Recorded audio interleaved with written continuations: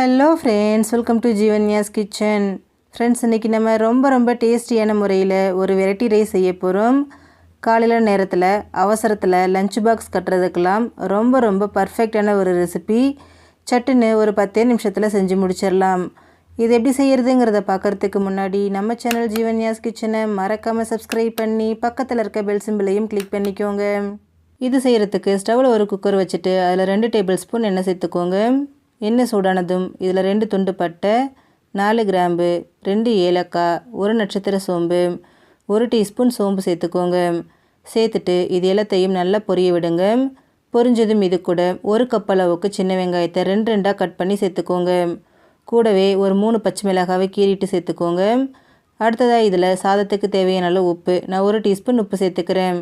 சேர்த்துட்டு ஸ்டவ்வை மிதமான தீயிலேயே வச்சுட்டு வெங்காயம் கண்ணாடி பதம் வர அளவுக்கு இதை வதக்கி விடுங்க. பெரிய வெங்காயம் சேர்த்திங்க அப்படின்னா சாதத்தில் ஒரு இனிப்புத்தன்மை வந்துடும். அதனால் கண்டிப்பாக சின்ன வெங்காயம் தான் ஃப்ரெண்ட்ஸ் இதுக்கு சேர்க்கணும். பாருங்கள், வெங்காயம் நல்லா வதங்கி கண்ணாடி பதம் வந்துருச்சு. இப்போ இது கூட 1 டேபிள் ஸ்பூன் அளவுக்கு இஞ்சி பூண்டு விழுது சேர்த்துட்டு அந்த இஞ்சி பூண்டோட பச்சை வாசனை போகிற அளவுக்கு திரும்பவும் இதை நல்லா கலந்து கொடுங்க. இஞ்சி பூண்டு நல்லா வதங்கி அதோட பச்சை வாசனை முழுமையாக போனதும் இது கூட 1/4 டீஸ்பூன் மஞ்சள் தூள், 1 டீஸ்பூன் மிளகாய் தூள், 1 டீஸ்பூன் மல்லித்தூள், 1/2 டீஸ்பூன் கரம் மசாலா சேர்த்துக்கோங்க. சேர்த்துட்டு ஸ்டவ்வை லோ ஃப்ளேமில் வச்சுட்டு இதை நல்லா கலந்து கொடுங்க. அந்த மசாலா எல்லாம் எண்ணெயிலேயே நல்லா வேகட்டும். மசாலா நல்லா வெந்து வந்ததுக்கப்புறமா இது கூட 1/4 கப் அளவுக்கு ஃப்ரெஷ்ஷான புளிக்காத தயிர் சேர்த்துக்கோங்க. கூடவே 1 கையளவுக்கு பொடியை நறுக்கின மல்லி, 1 கையளவுக்கு புதினா சேர்த்துக்கோங்க. சேர்த்துட்டு இதை ரொம்ப நேரத்துக்கெல்லாம் மிக்ஸ் பண்ண வேண்டாம். அந்த புதினாவும் மல்லியும் நல்லா சுருண்டு வர அளவுக்கு இதை கலந்து விட்டால் போதும்.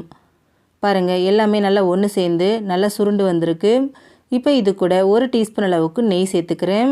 கூடவே 1 கப் அளவுக்கு பாஸ்மதி அரிசியை 1/2 மணி நேரம் ஊற வச்சுட்டு அந்த தண்ணியை வடிச்சிட்டு இது கூட சேர்த்துக்கிறேன். சேர்த்துட்டு இது எல்லாத்தையும் நல்லா ஒரு தடவை கலந்து கொடுங்க. இந்த மாதிரி நெய் சேர்க்கும்போது நல்ல வாசனையாக இருக்கும். ஒருவேளை உங்களுக்கு நெய் பிடிக்கலைன்னா நீங்கள் தாராளமாக ஸ்கிப் பண்ணிக்கோங்க. இப்போ நல்லா கலந்தாச்சு. இப்போ இதில் தண்ணி சேர்த்துக்கோங்க. நான் 1 கப் அளவுக்கு பாஸ்மதி அரிசி எடுத்தேன். அதுக்கு 1/2 கப் அளவுக்கு தண்ணி சேர்த்துக்கிறேன்.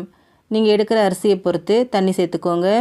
சேர்த்துட்டு திரும்பவும் ஒரு தடவை இதை நல்லா இந்த மாதிரி கலந்து விட்டுருங்க. கலந்ததுக்கப்புறமா கடைசியே இதில் கொஞ்சமாக பொடியை நறுக்கின மல்லி சேர்த்துக்கோங்க. சேர்த்துட்டு இதை மூடி போட்டுட்டு ஸ்டவ்வை மிதமான தீயில் வச்சுட்டு 2 விசில் விட்டு எடுத்துக்கோங்க. 2 விசில் வந்து ப்ரெஷர் ஃபுல்லாக தானாக ரிலீஸ் ஆனதுக்கப்புறமா இதை ஓப்பன் பண்ணிக்கோங்க. பாருங்கள், சாதம் சூப்பராக வெந்து வந்திருக்கு. கொஞ்சம் கூட குழையாமல் அடிப்பிடிக்காமல் ரொம்ப பர்ஃபெக்டாக வந்திருக்கு பாருங்கள். அவ்வளோதான் ஃப்ரெண்ட்ஸ், நமக்கு ரொம்பவே டேஸ்டியான வெங்காய சாதம் ரெடி ஆகிடுச்சு. ஃப்ரெண்ட்ஸ், நீங்களும் இந்த ரெசிபியை ட்ரை பண்ணி பாருங்கள். எல்லாருமே விரும்பி சாப்பிடுவாங்க. ஃப்ரெண்ட்ஸ், இந்த வீடியோ உங்களுக்கு பிடிச்சிருந்தா லைக் பண்ணுங்கள், ஷேர் பண்ணுங்கள், கமெண்ட் பண்ணுங்கள். ஜீவன்யாஸ் கிச்சனை மறக்காமல் சப்ஸ்கிரைப் பண்ணி பக்கத்தில் இருக்க பெல் சிம்பிளையும் கிளிக் பண்ணிக்கோங்க.